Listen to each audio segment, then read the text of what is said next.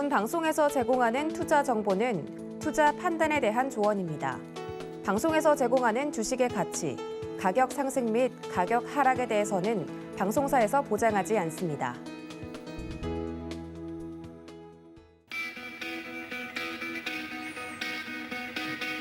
안녕하십니까. 고수익 작전 타임 진행의 도지은입니다. 주말 사이 미국의 소비자 물가가 40여 년 만에 최대폭으로 상승했다는 소식 전해 들으셨죠? 투자하시는 분들이라면 이 뉴스를 보면서 인플레이션에 대한 공포가 아직 끝이 아니구나라는 생각을 다시 한번 실감을 하셨으리라 생각이 듭니다. 치솟는 국제유가 그리고 중국의 재봉쇄 위기까지 우리 시장에 넘어야 할 산들이 아직도 많은 상황인데요. 이번 주는 FOMC 회의도 또 기획이 되어 있기 때문에 주간 증시 일정 잘 살펴봐야 될 것 같습니다. 여기에 따른 작전 저희가 오늘도 세워드릴 텐데요. 바로 주말 사이 마감이 됐던 뉴욕 증시 상황부터 체크해 보겠습니다. 함께 보시죠. 네, 안녕하세요. 캐스터 이은주입니다. 지난 주말에 전해졌던 이 글로벌 경제시장 그리고 가상자산 이슈들 모두 한 번에 살펴보도록 하겠습니다. 네, 지난주 금요일 미국의 인플레이션이 예상보다 빠른 상승세를 보이면서 뉴욕 증시가 급락했습니다. Dow dives 800 points, S&P 500 points worst week since January. 다우 지수는 전날보다 880포인트 내리면서 31,392.79로 마감을 했고요. 이 S&P 500 지수도 올해 1월 이후에 최악의 한 주를 보내면서 2.91% 내린 3,900선에 장을 마쳤습니다. 나스닥 지수도 3.52% 크게 하락을 했는데요. 미국의 인플레이션이 40년 만에 최고치를 경신하고 예상을 뛰어넘는 물가 인상 속도에 연방준비제도가 공격적인 금리 인상에 나설 것이라는 관측이 나오면서 이 시장의 위축도도 빨라지고 있습니다. Over the last 12 months, the all items index increased 8.6% before seasonal adjustment. 이날 미 노동부가 5월의 소비자 물가 지수가 1년 전보다 8.6% 상승했다고 발표를 하면서 시장에 큰 충격을 줬었죠. 이는 전달의 8.3%를 뛰어넘는 기록으로 1981년 이후 최고치를 기록했다고 합니다. 지난주에 발표됐던 소비자 물가지수, 그럼 자세히 살펴보도록 할 텐데요. 변동성이 큰 식품과 에너지를 제외한 근원 CPI는 전일 대비 0.6%, 또 전년 동기 대비는 6% 각각 상승하면서 전망치를 웃돌았습니다. 5월의 생필품 물가지수도 두 자릿수 상승세를 이어갔는데요. 에너지 가격은 전년 동기 대비 34.6% 상승했고요. 2005년 이후 최고치를 기록한 수치라고 합니다. 또 특히 휘발유 가격은 49% 가까이 폭등을 했습니다. 현재까지 휘발유 가격 최고치 경신을 이어가고 있기 때문에 6월 CPI에도 큰 영향이 끼쳐질 것으로 업계는 보고 있습니다. 식료품 가격 또한 연간 11.9% 상승을 했고요. 1979년 이후 가장 높은 수치를 기록을 했습니다. 전기료 또한 12% 상승하면서 2006년 8월 이후 가장 높은 수치라고 하고요. 주택 임대료도 1년 전보다 5.2% 올라서 1987년 이후 최고 상승률을 기록을 했습니다. 블룸버그는 이런 수치들이 인플레이션이 이미 최고조에 도달해서 진정되기 시작했다는 희망을 갖기에는 어려워 보인다라고 시장의 분위기를 전했습니다. 또 기록적인 휘발유 가격과 살인적인 식료품 그리고 주거 비용이 이 미국인들의 가계에 강력한 압력을 가하고 있기 때문에 연준이 더욱 강하게 제동을 걸어야 할 것임을 시사하고 있다라고 평가를 하고 있는데요. Some economists predict the Fed will hike rates by as much as 0.75% next week. 이렇게 높은 물가 지표로 인해서 미 연준의 긴축 정책은 더욱더 힘을 받을 전망으로 보여지고 있습니다. 이번에 열리는 6월 연방공개시장위원회에서 0.5% 금리 인상은 물론 7월과 9월에도 빅스텝 인상 유지가 지속될 것이다라고 보여지고 있는데요. 뿐만 아니라 연준이 6월에는 이 예상 밖의 자이언트 스텝을 밟을 수도 있다라는 우려도 고개를 들고 있습니다. 월가의 투자은행 바클레이즈와 제프리스는 연준이 6월 FOMC 회의에서 50bp가 아닌 75bp 금리 인상을 할 수 있다는 분석을 제기하기도 했고요. 이 연구기관인 캐피털 이코노믹스도 6월에는 75bp 금리 인상 가능성이 있다고 보고 있는데요. 다만 아직 시장은 중론적으로 6월에는 50bp 인상이 가장 가능성이 크다라고 무게를 싣고 있기는 합니다. 또 지난주 유럽중앙은행도 오는 7월과 9월 금리 인상을 예고한 바 있었죠. 이 인플레이션 대응에 본격적으로 나선 모습입니다. 크리스틴 라가르드 ECB 총재는 기자 간담회에서 중기 인플레이션 전망이 지속되고 악화가 된다면은 9월에는 더 큰 폭의 금리 인상이 있을 수밖에 없다라고 경고를 하기도 했는데요. 이렇게 세계적으로 금리 인상이 계속될 것으로 예고가 되면서 투자 시장도 혼조세를 지속할 것이라는 의견이 우세하고 있습니다. 이렇게 인플레이션물과 긴축 공포에 위험 자산 선호 심리도 크게 약화가 되고 있습니다. 암호화폐 시장이 특히 그 약세를 면치 못하고 있는데요. 비트코인과 알트코인의 상당한 하락이 예상이 되면서 이로 인해 모든 암호화폐 자산 가치가 1조 달러 미만까지도 떨어질 수 있다라는 분석도 나오고 있습니다. 현재 코인마켓캡 기준으로 전반적인 암호화폐 시가총액 1조 1천억 원대 유지해주고 있는데요.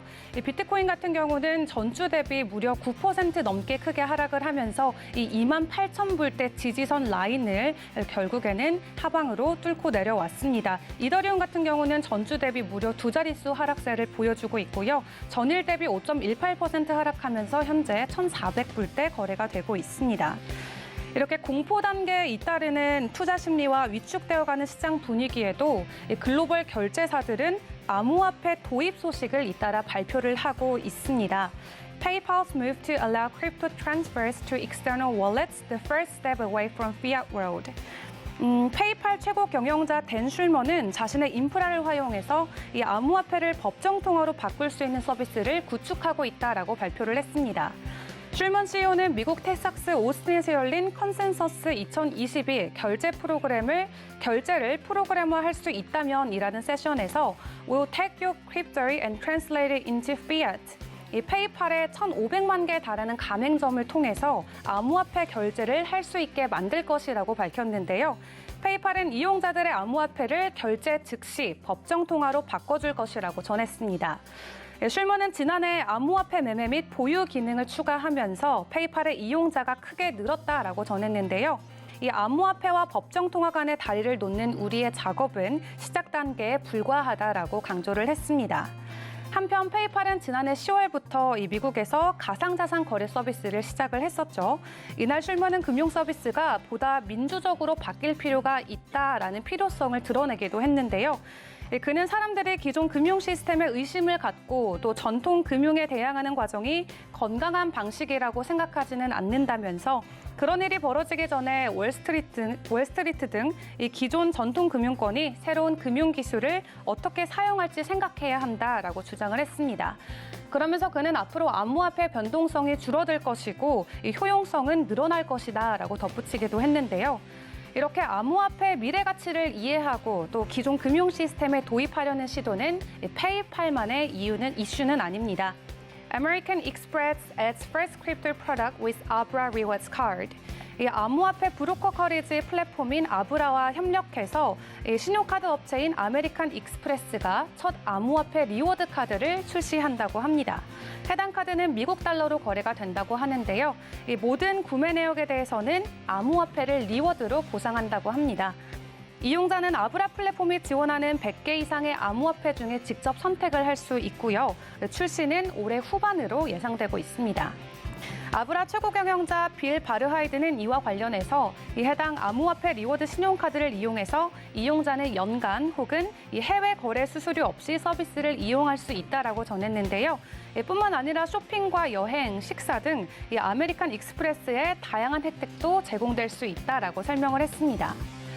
뿐만 아니라 국제송금 결제 대기업인 머니그램은 이 스텔라 블록체인에서 법정 통화와 암호화폐 사이를 쉽게 넘나들 수 있는 서비스를 출시한다고 합니다.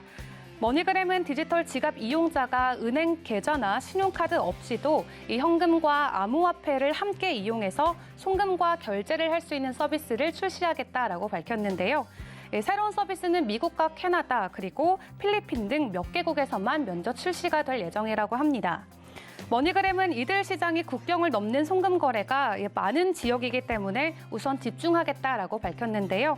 스텔라 개발재단의 CEO인 디넬 딕스는 현재 세계에 약 20억 명의 사람들이 디지털 경제를 이용할 수 있는 기회가 없고 오직 현금에만 의존하고 있기 때문에 암호화폐 이용자들은 제한된 이용 기회로 고통받고 있다라고 지적을 했습니다. 그렇기 때문에 이렇게 새롭고 또 획기적인 암호화폐 지원 서비스는 세계적으로 다양한 이용자들의 문제를 해결하는 방법이 될 것이라고 기대를 표했습니다. 이렇게 전반적인 글로벌 경제 시장 그리고 가상자산 이슈들 함께 살펴봤습니다. 네, 이렇게 주말 사이에 나왔던 글로벌 외신까지 좀 체크를 해봤습니다. 여기에 따른 작전 바로 세워보도록 할 텐데요. 도움 말씀 주실 분 모셔보도록 하겠습니다. 브레인코리아 인베스트 신승용 대표님 모십니다. 대표님 어서 오세요. 네, 안녕하십니까. 네, 월요일 아침 좀 활기차게 맞고 싶은데 주말 네. 사이에 나왔던 소식들이 별로 좋지 않습니다. 첫 번째 이슈부터 바로 좀 말씀을 드리면 5월 CPI 이야기를 해야겠죠. 8.6이 나왔습니다. 이제는 뭐 인내를 넘어서 고통이다 이런 이야기들이 나오고 있는데 자세하게 내용 짚어주시죠. 예, 사실상 2주 전에 이제 그 미국의 개인 소비 지출 PCE 지표가 발표가 되면 3개월 연속 하락하는 그런 모습 보여지면서 실질적으로 시장 내 가장 큰 우려감 두 가지 중에 하나였죠. 그 두 가지 먼저 좀 말씀을 드리면 인플레이션에 대한 정점 통과 기대감 그리고 코로나에 대한 정점 통과 기대감. 네. 중국 상해 봉쇄라는 그런 부분들 때문에 코로나가 여전히 정점을 통과하지 않았다. 여전히 우리를 고통스럽게 하고 있다라는 그런 부담감 작용하였지만 그 코로나 중국 상해의 코로나 봉쇄가 나타나게 되면서 실질적으로 코로나가 정점 통과했다라는 그런 기대감이 작용했었고 또 하나는 개인 소득 지표, PC 지표가 3개월 연속 다소간 좀 둔화하는 그런 모습을 보이면서 인플레이션 역시 정점을 통과하지 않았느냐라는 그런 기대감이 계속해서 고개를 들고 있었던 것이 사실이었습니다. 하지만 그런 기대감이 실질적으로 지난주 금요일 우리 시장 마치고 밤 9시 30분에 발표가 되었던 미국에서의 5월달 그 CPI 지표, 네. 네네, 이 부분이 전달 8.3% 대비해서 0.3%포인트 오히려 상승을 하는 그런 모습을 보이면서 8.6%였죠. 그렇게 되면서 실질적으로 아직도 인플레이션이 정점을 통과하지 않았네 라는 그런 불안감. 인플레이션이 정점을 통과하지 않았다라면 바로 시장은 이내 주요 국가들 특히나 미국 연준의 통화 긴축이 더욱더 가속화 또는 강화될 것이다라는 우려감이 발동을 하면서 이 부분이 실질적인 금융시장을 압박하는 조금 좀 심하게 얘기를 하면 네. 금융 발작을 일으키는 그런 상황까지도 우려감이 나타났었다라는 부분. 나스닥이 무려 2.7%나 급락하는 그런 모습이 나타났다라는 부분은 일단 그만큼 시장 코로나 정점 통과 그리고 인플레이션 정점 통과에 대한 기대감이 상당 부분 컸었는데 그 기대감이 한순간에 무너지는 것은 아니냐라는 그런 우려감이 시장 내에 실질적으로 작용된 것은 아닌가라는 생각 가져보게 됩니다. 시장. 일단 두 가지, 앞서서 말씀드린 두 가지 이슈와 관련된 우려가 계속해서 조금은 더 지속될 가능성이 높을 것이다라는 그런 생각이 많이 드는데요. 첫 번째가 앞서서 말씀을 드렸던 CPI에 대한 불안감이 지속되고 있고 이 부분은 역시 인플레이션에 대한 공포가 확산되어지는 빌미를 제공하는 그런 상황으로 연결이 될 것이고 이 부분 역시 이번 주 화요일이죠. 미국에서 발표하는 PPI 지표, 생산자 물가 지수의 발표, 이 부분 역시 우리를 주목하게 만들 수밖에 없는 그런 핵심 배경으로 작용하고 있다라는 점도 우리 시청자 여러분 좀 미리 기억을 좀 해두셔야 될 것 같습니다. 여기에 주말에 이런 얘기가 들려왔죠. 중국에서의 코로나 봉쇄가 다시금 조금 좀 압박의 수위를 높이는 것은 아닌가라는 그런 우려감이 작용이 됐었고 네. 또 하나는 ECB 금리 인상 가능성 상당 부분 높아지고 있다. 특히나 이번 주 영란은행의 통화정책회의가 예정이 되어 있는 그런 상황입니다. 뱅크 오브 잉글랜드. 이 부분에서 5달인가요? 연속 그 금리 인상이 지속될 가능성 높을 수밖에 없다라는 점 역시 주요국들의 통화정책 라는 점은 우리가 계속 염두해야 될 것이다라는 점 말씀을 지금 드립니다. 이러다 보니까 이러다 보니까 세계은행의 경제 전망치, 글로벌 경제 전망치를 하향 조정하는 그런 모습들이 나타날 수밖에 없는 그런 상황에 처해졌고, 물론 이 부분에는 코로나 상황에서의 어떤 그 2020년, 2021년 어떤 그 기저효과, 뭐 바틈이라는 그런 상황들이 작용을 하고는 있지만 그럼에도 불구하고 그 성장률이 둔화되어진다라는, 하향 조정되어진다라는 부분은 시장에 일단 긍정적인 뉴스는 분명히 아닐 수밖에 없다. 여기서 단 우리가 좀 생각해야 될 부분은 오히려 이런 부분을 통해서 어떤 그 성장률은 모멘텀이 되겠습니다. 하지만 성장이 지속된다, 성장률이 지속된다라는 부분은 방향성이 됩니다. 성장이 마이너스 성장으로 바뀐 것은 아닙니다. 여전히 플러스 성장은 지속하는데 그 플러스 성장률이 둔화되어지는 것뿐이다라는 점. 그렇다면 우리는 여기서 분명한 투자 전략에 대한 방향성을 찾아야 됩니다. 무슨 말씀이냐면 모멘텀에 투자를 하는 것보다는 역시 방향성에 투자하는 것이 제일 바람직한 투자 전략일 수 있다. 그 방향성은 어디서 나오냐 하면 지금이 저점 구간인 업종군을 찾아야 될 것이다라는 부분으로 귀결되어진다라는 점 우리 시청자 여러분 꼭 좀 염두에 두셨으면 좋겠습니다. 네, 말씀해 주신 것처럼 이 방향성에 대한 것을 성장률이 둔화됐다 혹은 성장률을 계속해서 유지하고 있다 이런 면에서 체크를 해볼 수 있겠다 말씀을 좀 드렸습니다. 가끔 이렇게 지표가 좀 안 좋게 나오면 어떻게 좀 투자 전략을 세워가야 될지 궁금하신 분들이 많으실 텐데요. 여기에 대한 투자 전략 포인트까지 짚어드렸으니까 참고 부탁드리고요.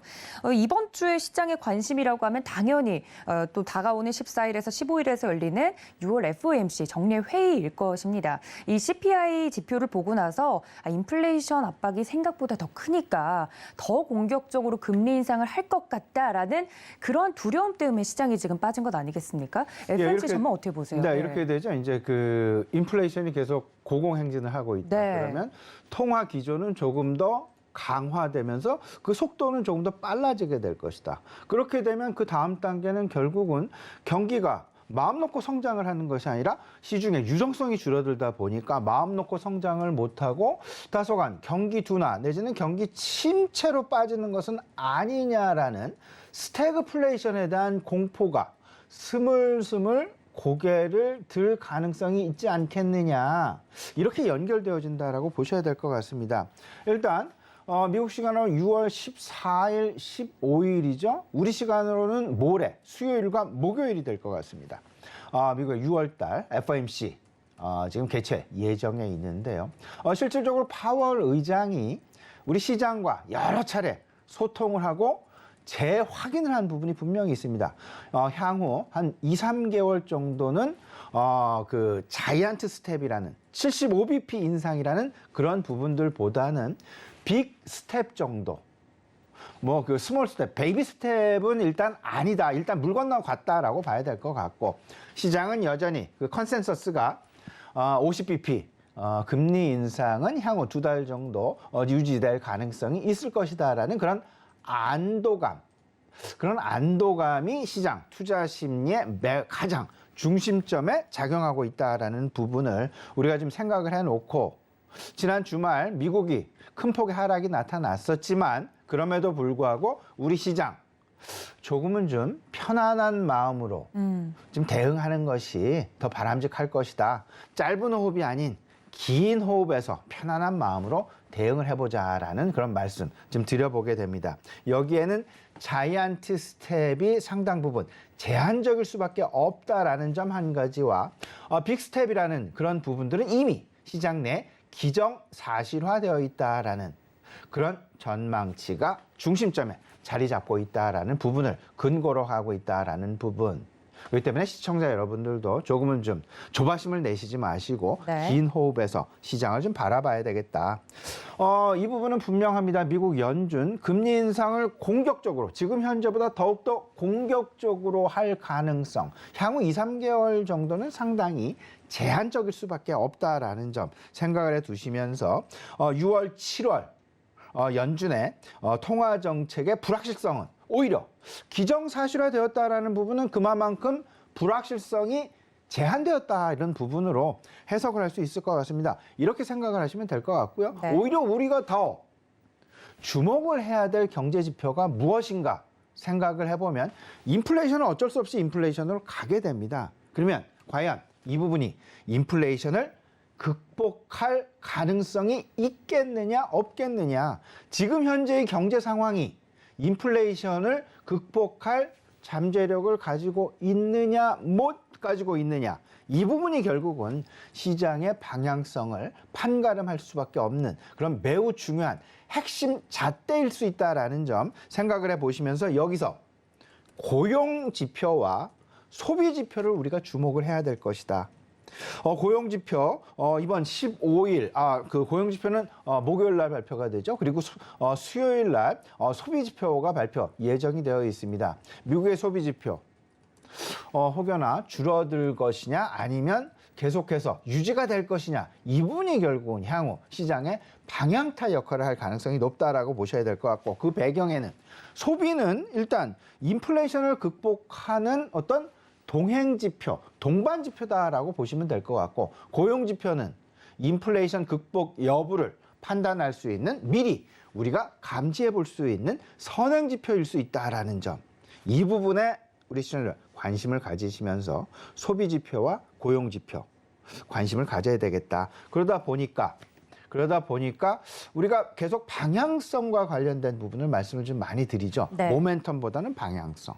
그러면 투자 전략의 핵심은 어떤 쪽으로 잡는 것이 좋을까? 저는 이렇게 생각합니다. 지금 우리가 임박하고 있는 시장을 좀 드라이빙할 수 있는 그런 이슈가 무엇일까 생각을 해보면 2분기 실적 시즌이 다음 달 초면 시작이 됩니다. 네. 얼마 남지 않았습니다. 그리고 어제도 그렇고요. 지난 주말 보면 상당히 더웠죠. 맞아요. 우리가 더움을 느꼈습니다. 그러면 그 얘기는 뭘까? 여름철 성수기가 다가오고 있다. 야외 활동이 상당 부분 증가하는 시기가 분명히 나타나고 있다라는 점. 이 이야기는 계절 모멘텀에 우리가 관심을 가져야 될 텐데, 더 지금보다 그 계절 모멘텀이 줄어들까? 늘어나면 늘어났지 줄어들지는 않을 것이다. 최근에 저는 오히려 국제 유가의 고공행진, WTI 기준으로 122달러를 넘어서는 그런 부분들을 오히려 여름철 계절 모멘텀 때문이다라는 그런 판단을 가져보게 됩니다. 우크라이나와 러시아의 전쟁 장기화, 이 부분보다는 여름철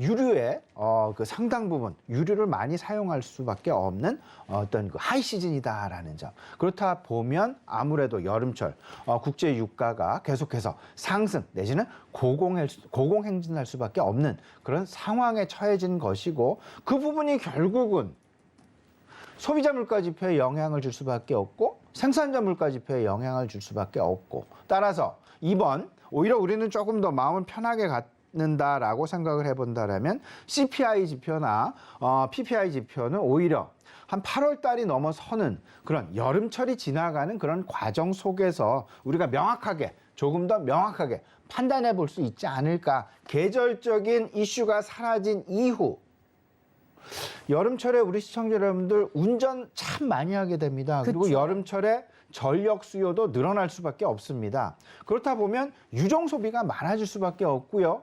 이 유정 소비 결국은 국제 유가를 하락시키는 요인보다는 오히려 지금 현재의 수준으로 계속해서 고공행진할 수밖에 없는 그런 여건일 수밖에 없다라는 점 생각을 해 두셔야 될 것 같습니다. 두 번째, 그 2분기 실적 시즌과 관련해서 좀 말씀을 좀 드리면, 이제 뭐 다음 주 정도부터는 아마도 프리 어닝 시즌이 시작될 것 같습니다. 그리고 7월 초부터 이제 2분기 실적 시즌이 시작이 되죠. 그러면 저는 그 방향성, 지금 현재보다 아무래도 늘어날 수밖에 없는, 그리고 개선이 되어질 수밖에 없는 그런 업종, 먼 데서 찾을 필요 없다. 계절 수혜, 계절 모멘텀에 관심이 가는, 결국은 조금 좀 쉽게 말씀을 드려본다라면 엔데믹 관련주들, 리오프닝 관련주들이 결국은 여름철 가장 큰 수혜 업종이 되지 않겠느냐. 그중에서도 식음료, 그리고 스포츠 의류, 그리고 야외 활동과 관련된 화장품 수요, 이 세 가지가 가장 지금 현재의 상황에선 가장 눈앞에 와 있는 핵심적인 리오프닝 관련주가 아닐까 이런 생각입니다. 네, 다가오는 이제 가장 가까운 시장을 좀 대응하는 방법에 맞는 업종과 이야기를 좀 해드린 것 같습니다. 여기에 대해서 좀 기민하게 움직이시는 투자자분들은 금방 또 눈치를 채실 것 같다는 생각이 좀 들고요.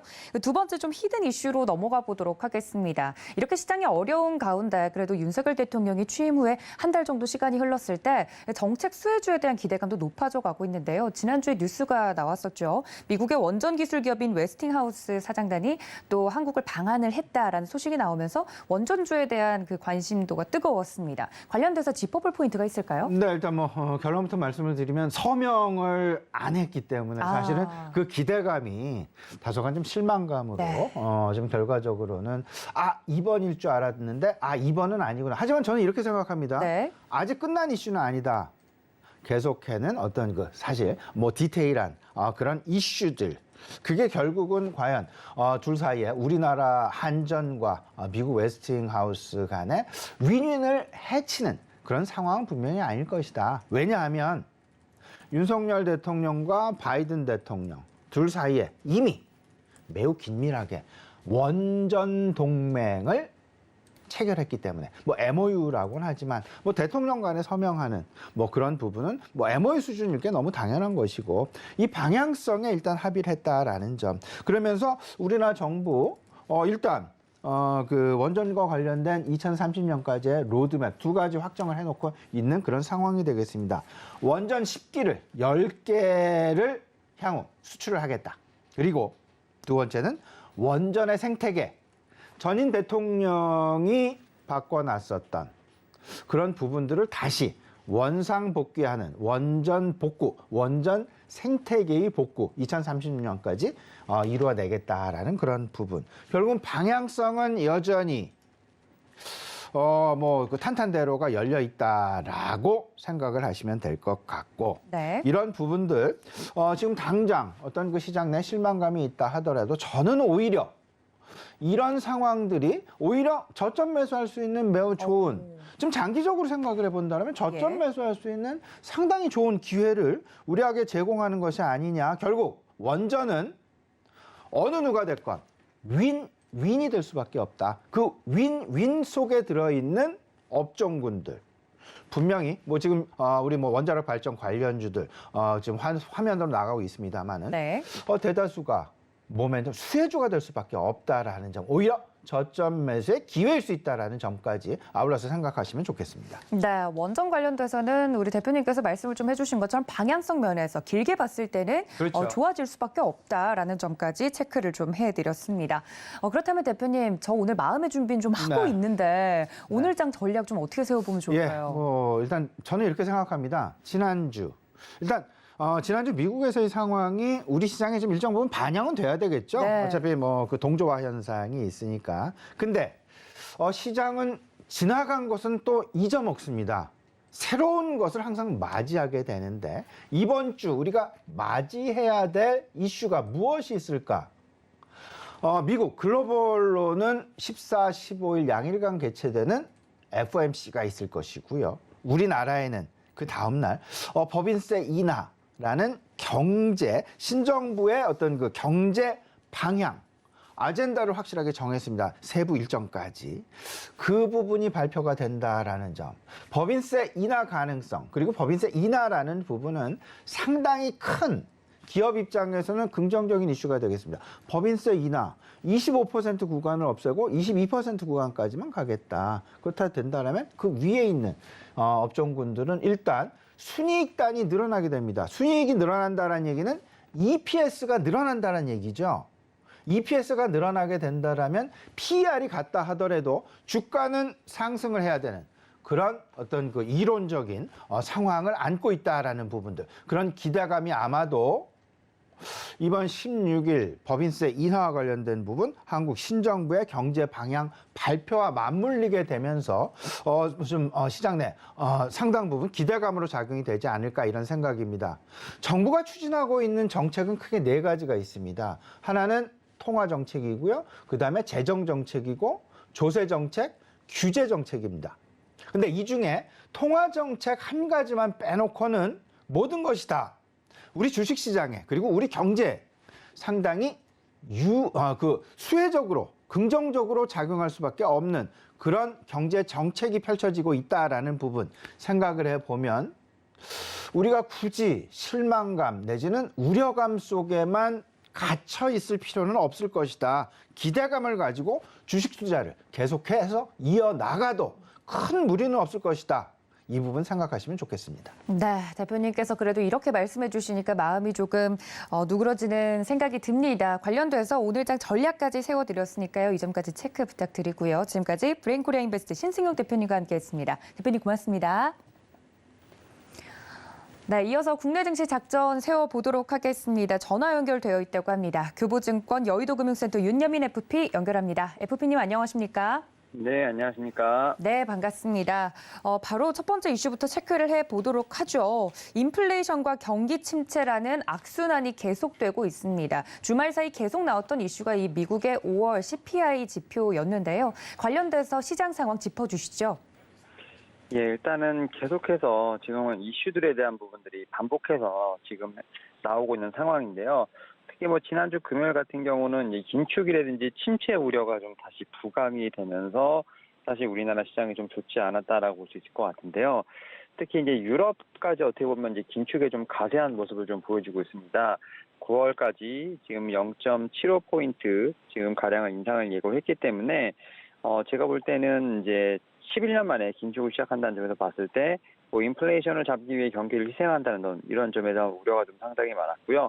결국은 이제 저성장이라는 것이 좀 기업 실적에 좀 직접적인 영향을 좀 끼치는 것이 아닌가라는 좀 얘기가 좀 나오면서 사실 좀 우려감을 더 키우고 있다라 볼 수 있을 것 같습니다. 또 이제 미국의 물가 지수뿐만 아니라 FOMC를 앞두고 신중한 어떤 이러한 좀 스탠스가 좀 나오다 보니까 결국 이제 달러 강세가 좀 나오면서 좀 증시에 상당히 부담으로 작용했다라고 볼 수 있을 것 같고 또 여기에 더해서 중국의 코로나 상황도 상당히 좀 주목을 받고 있는 상황인데요. 해제 지금 10일 만에 대규모 검사를 좀 앞두고 있다.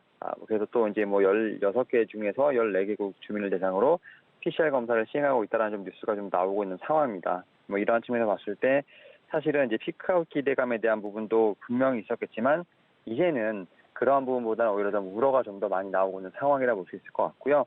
이러한 측면에서 봤을 때 계속해서 뉴스는 좀 지금 반복되고 있다. 다만 이제 우리나라 측면에서 봤을 때 말씀만 드렸던 것처럼 이제 반복된 이슈는 거의 2,600선, 코스피 2,600선 기준으로 봤을 때 좀 그 이하에선 대부분 좀 재료가 흡수된 것이기 때문에 2,600선에 대한 어떤 지지되는 부분을 좀 계속 봐야 되지 않을까 좀 생각을 하고 있습니다. 이에 따라서 사실은 중국의 어떤 재봉쇄 논란이라든지 미국, 유럽의 어떤 이런 좀 경기 침체에 대한 우려가 좀 나오면서 사실은 지수를 좀 지탱할 수 있는 동력은 좀 많이 약해진 것은 사실입니다만 코스피 2,600에 대한 어떤 부분은 계속해서 좀 체크를 해봐야 되지 않을까 생각하고 있습니다.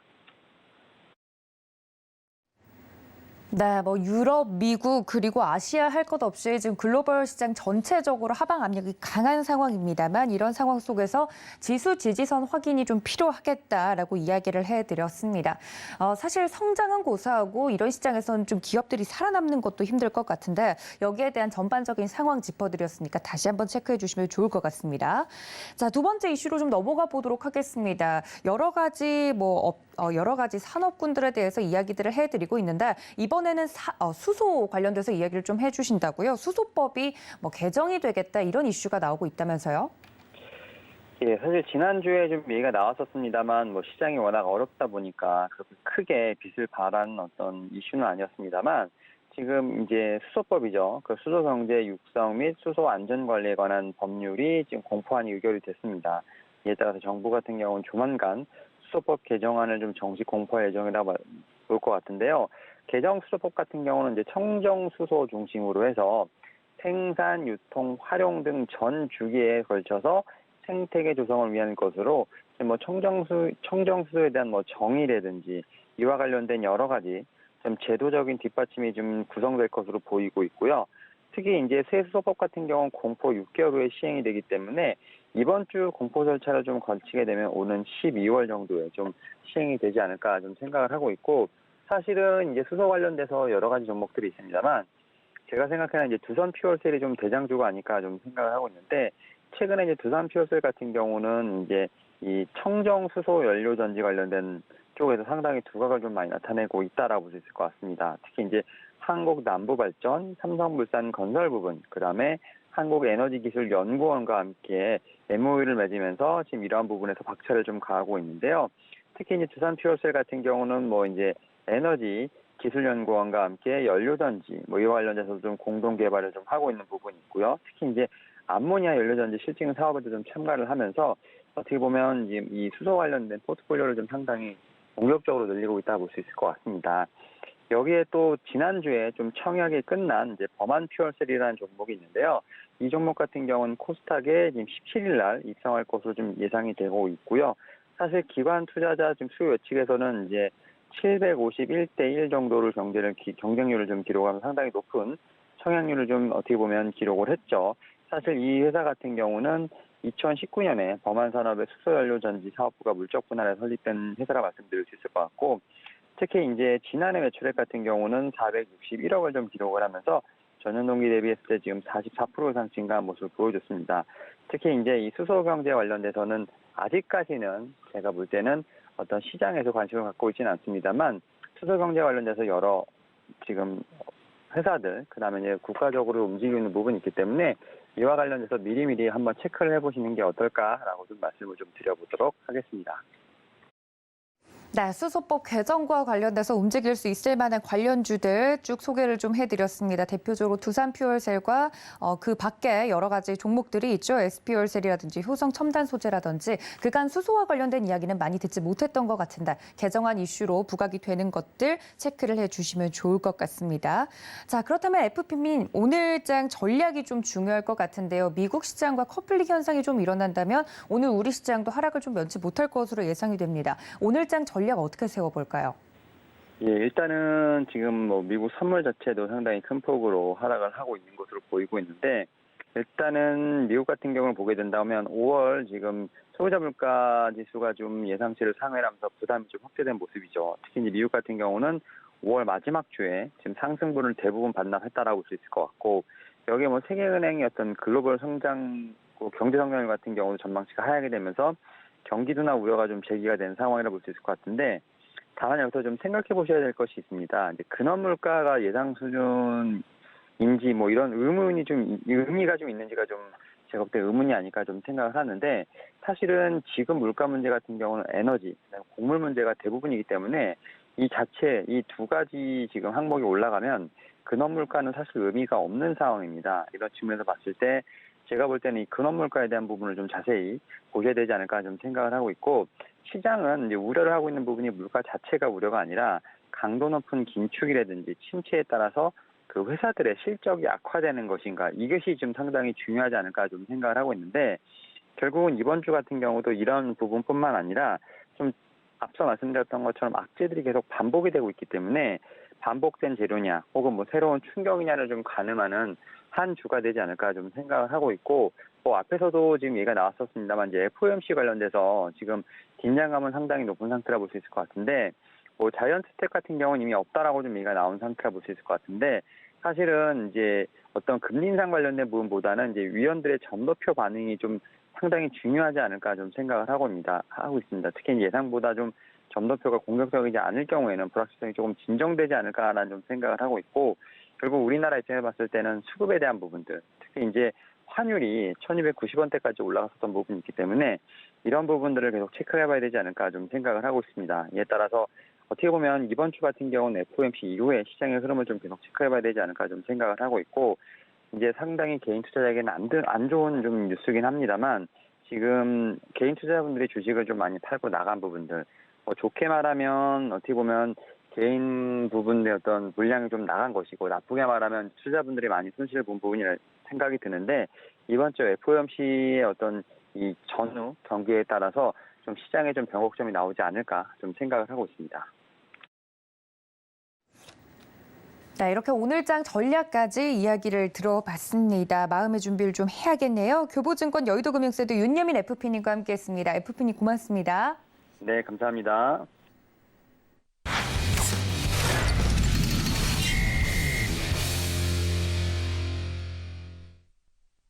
네, 어려운 시장이 예상이 될 것 같으면서도 그 안에서도 저희는 언제나 그랬듯이 길을 찾아야 할 것 같습니다. 종목에 대한 길을 밝혀주시는 분이시죠. 글로원 패턴더스 이성우 이사님과 연결합니다. 이사님 안녕하십니까? 네, 안녕하세요. 네, 반갑습니다. 첫 번째 이슈부터 바로 좀 분석을 해보도록 하겠습니다. 앞서 미국의 5월 CPI 이야기를 계속하면서 중요한 건 이 미국의 물가 상승률이 정점을 찍고 내려올 것이다 예상을 했는데 이게 지금 틀리지 않았습니까? 거기에 따라서 지금 글로벌 투자 심리가 위축된 것으로 풀이가 되고 있는데 일단 주말 사이에 나왔던 이슈들 어떻게 보셨는지 거기에 따른 우리 시장 영향 어떻게 예상하고 계실까요? 네, 미국의 물가 지표 같은 경우가 기존의 데이터를 보고 저희가 예상을 했을 때는 중고차 가격 지수 부분이라든지 아니면은 소비와 관련된 데이터라든지 그 부분을 봤을 때 저널이 피크가 아닐까라고 예상을 했는데 시장에서는 확연히 다른 데이터를 보여줬었고요. 이 데이터 자체를 놓고 저희가 해석을 하기보다는 지금 시장에서 추가로 변화가 있으면은 어떤 부분이 영향을 미칠 수 있고 특정 데이터가 변화가 되면은 시장의 반등 요인이 있는 데이터를 보고 가는 게 중요하겠습니다. 우선적으로 유가 관련된 부분에 포션이 커진 부분, 왜냐하면은 이 부분 자체는 유가의 레벨이 상승할수록 이 부분이 커지기 때문에 저희가 유가에 대한 흐름이 바뀔 때 물가 지표 같은 경우는 단기적인 피크의 가능성이 있겠고요. 그렇다 보니 물가 지표와 관련해서는 유가 흐름을 가장 중점적으로 놓고 살펴봐야 되겠습니다. 다만 지금 시장 같은 경우 이 물가 지표를 바탕으로 해서 이 지표가 꺾인다라고 해서 시장이 뚜렷하게 V자 반등이 나올 수 있는 요인이 낮습니다. 왜냐하면은 지금 현재 금리 인상을 놓고 봤을 때 지금의 물가 지표를 반영한 스텝으로는 9월에 금리 인상 50bp까지 기정사실화가 돼 있고요. 이게 75bp, 50bp가 중요한 게 아니라 지금 시장에서 금리에 대한 인상 톤을 명확하게 잡고 있지 못한다는 점입니다. 연준 위원들조차도 9월에 대한 금리 인상의 의견이 분분했는데 이 데이터상으로 9월의 금리 인상 같은 경우도 기정사실화가 되고 있는 상황이고요. 이 9월 데이터를 놓고 보기 이전에 8월의 데이터, 즉 8월 같은 경우는 FOMC 회의가 열리지 않습니다. 이 구간에서 만약에 현재 유가의 상황, 즉 120배럴의 단계 이상으로 유가가 유지된다고 하면은 8월의 물가 지표 또한 지금 상당히 예상치보다 높게 나올 가능성이 매우 높고요. 그렇다고 하면은 FOMC 회의가 열리지 않는 구간에서는 시장의 변동성이 커질 수 있다는 점 저희가 확인을 할 수 있겠습니다. 그렇다 보니 지금 멀리 구간, 시장을 통상 1년을 예상하거나 아니면은 6개월을 예상하거나 이러한 큰 그림을 놓고 살펴봐야 하는데 이 그림이 떠오르지 않는 구간이라고 할 수 있겠고요. 가깝게는 지금 9월의 금리 인상 부분조차도 정해지지 않고 시장이 이리저리 왔다 갔다 하고 있습니다.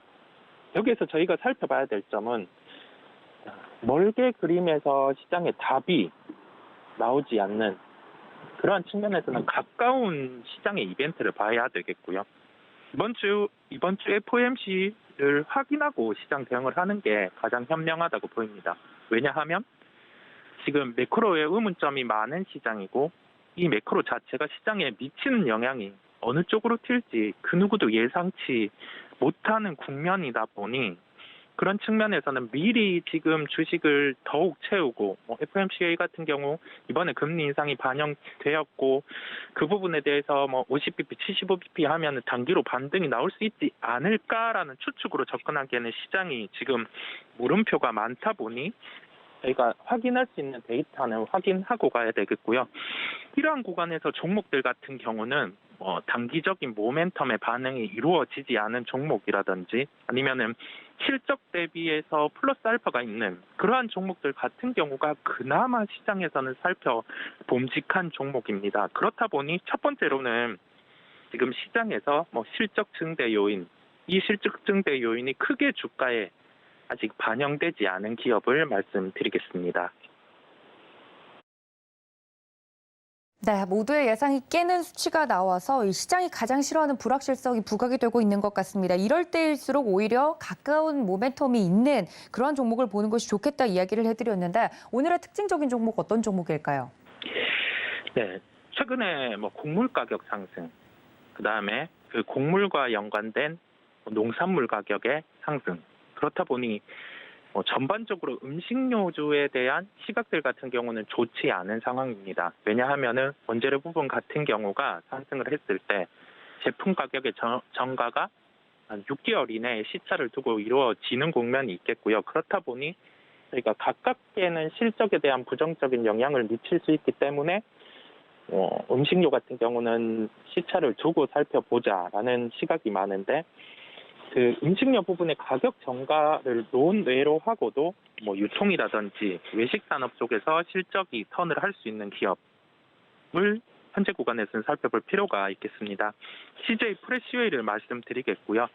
해당 기업 같은 경우는 급식이라든지 외식 산업, 그다음에 식자재 유통 산업을 영위를 하고 있습니다. 즉 물론 원재료의 상승과 관련해서 이 부분에 대해서 마진이 떨어질 수 있는 요인이 있겠지만은 사업 구조상에서 유통이라든지 급식 외식 산업 같은 경우는 통상적으로 계속 그 일상에서 쓰이는 부분이다 보니 그러한 가격의 영향을 크게 받지는 않는 사업이라고 할 수가 있겠고요. 현재 시가총액은 4,915억 원 수준입니다. 올해 예상 순이익은 410억 원대인데요. 현재 구간에서 만약에 해당 기업 같은 경우 시장의 조정과 더불어서 20%의 조정이 나온다고 하면은 이게 상당히 배드한 케이스인데 그때는 아주 적극적으로 접근을 해도 되는 구간이라는 결론이겠습니다. 현재 구간에서 아주 나쁜 케이스 같은 경우는 20%의 조정. 여기에서는 상당히 적극적인 매수를 해봐도 되는 종목이고요. 다만 현재 구간 측면에서 시장이 짧게 조정이 나온다. 그러한 가정하에 39,500원에서 47,000원대 구간 같은 경우는 올해 예상 순이익을 반영하더라도 이제 그 예상 순이익보다는 주가 레벨이 한 단계 하단으로 위치하는 구간이기 때문에 시장이 반등이 나올 때 우선적으로 반등이 나올 수 있는 가격대라는 결론이겠습니다. 네, 첫 번째 이슈로 살펴본 오늘의 특징적인 종목 이야기를 나눠봤습니다. CJ 프레시웨이 이야기를 해드렸고요. 가격 접근이 가능한 밴드선 이야기 해드렸으니까 근시안 쪽으로 좀 접근하고 싶으신 분들은 이 종목까지 기억해 주시면 좋을 것 같습니다. 두 번째 이슈로 좀 넘어가 보도록 하겠습니다. 주간 일정을 보면 이번 주 FOMC 정례회의가 또 예정이 되어 있기 때문에 그 이후에 좀 시장에 접근하는 것이 좋겠다 이야기를 해드렸습니다. 이런 시장 전략을 바탕으로 좀 볼만한 종목이 있는지 궁금한데요. 이번 주 주간 일정 어떻게 보십니까? 네, 주간 일정 중에서 대부분 같은 경우 주가에 반영된 모멘텀인데 한 가지 15일에 있는 오후 3시에서 5시 누리호 발사 예정 이 부분이 아직 그 한국항공우주라는 종목 외에는 크게 주가에 반영이 안 된 모멘텀입니다. 그렇다 보니 저희가 이전에 누리호 발사 때는 한 4거래일 정도 이전에 주가가 선행해서 조정이 나오는 모습이었고 누리호 발사가 실패하긴 했지만은 그 발사 과정에서 종목들 같은 경우는 시간외로 강세를 나타내는 걸 저희가 확인을 할 수 있었습니다. 그렇다 보니 유일하게 기댈 수 있는 모멘텀이 누리호 발사와 관련된 종목을 말씀드리겠고요. 다만 이러한 종목들 같은 경우는 저희가 포트폴리오 비중상으로 매매를 할 때 5% 이내. 왜냐하면 이게 그 모멘텀 자체가 연기라든지 아니면 기상 상황에 따라서 변수가 있을 수 있기 때문에 그 현재 시장상에서 가까운 모멘텀을 놓고 종목을 바라보는 건 맞지만은 또 다른 외부 변수, 기상 요인, 이러한 부분이 주가에 영향을 미칠 수 있기 때문에 포트폴리오에 5% 내로 접근할 수 있는 종목을 오늘 말씀드리도록 하겠습니다. 네, 그렇다면 여기에 따라서 누리호 발사와 관련된 모멘텀이 존재하는 종목 어떤 종목일까요? 네, 종목은 세트레가이입니다. 하나와 관련된 기업에 편입이 된 회사인데요. 그 누리호 발사에 대한 모멘텀이 존재하기 때문에 저희가 접근이 가능하다고 결론을 짓도록 하겠습니다. 이 접근 자체는 주가가 떠 있다고 하면 예를 들면 한국항공우주 같은 경우는 또 다른 모멘텀으로 주가가 상승한 상황이기 때문에 가깝게는 이 누리호 발사와 관련되어서는 주가가 한 차례 조정이 나올 수 있는 걸 저희가 예상을 해보겠고요. 다만 세트르가이 같은 경우는 먼저 선행해서 조정이 나온 상황이다 보니까 저희가 15일 누리호 발사의 모멘텀을 보고 접근 가능하다는 결론이겠습니다. 철저한 가격 대응이 필요하겠고요. 가격 접근 자체는 조금 타이트하게 말씀드렸습니다. 47,300원에서 48,000원 구간에서 접근 가능하다는 결론이겠습니다. 네, 누리호 발사 정말 얼마 남지 않았는데요. 여기에 따라서 볼만한 종목 세트레가이 이야기를 좀 해드렸고 가격 접근이 가능한 밴드도 말씀을 드렸으니까 이 점까지 체크해 주시기를 바랍니다. 정말 근시안 쪽으로 종목을 봐야 된다는 말씀 좀 거듭해서 해드리고 있네요. 지금까지 글로원 파트너스 이성호 이사님과 함께했습니다. 이사님 고맙습니다. 네, 감사합니다. 네, 이렇게 국내 증시에 대한 작전까지 좀 세워봤는데요. 이번 주 장 좀 걱정이 앞섭니다. 여러분들 매매 시그널 통해서는 장중 매매 시그널 쭉 저희가 좀 잡아드릴 예정이니까요. 너무 걱정하지 마시고 다음 프로그램 통해서 저희와 함께 하시기를 바랍니다. 본 방송에서 제공해드린 정보는 투자 판단에 대한 조언일 뿐 해당 주식의 가치나 수익률을 보장하고 있지 않다는 점까지 알려드리면서 저는 잠시 뒤에 다시 인사드리겠습니다. 시청해주신 여러분 고맙습니다.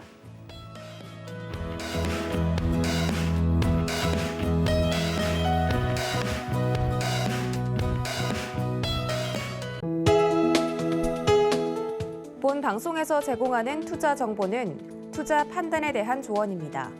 방송에서 제공하는 주식의 가치, 가격 상승 및 가격 하락에 대해서는 방송사에서 보장하지 않습니다.